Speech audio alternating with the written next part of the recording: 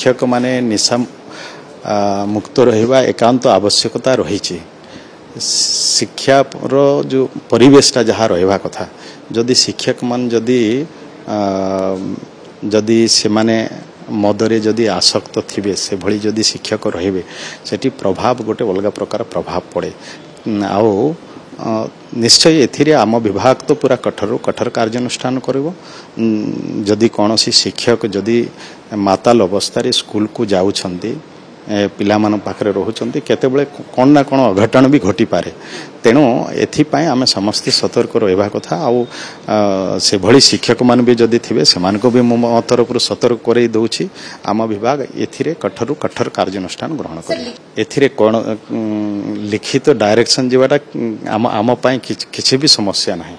आमे एथिरे देही पारिबो जेहेतु भलो पाई आमे किछि भी करि पारिबो। तेणु कड़ा निर्देश रहिबो।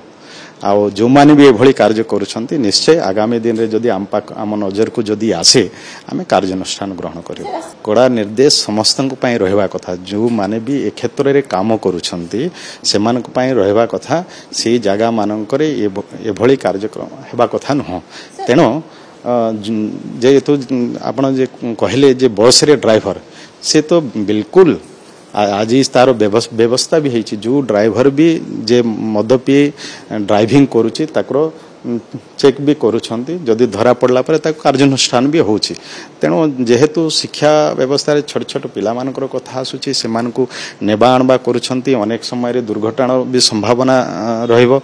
तेणु एथिरे संपूर्ण भाव रे सेमाने दूरेई रहबा कथा। गत दिन मानकर जो टैबलेट दियाइथिला शिक्षक मानकर तार भी ठीक भाव केमती उपयोग हो पारिबो।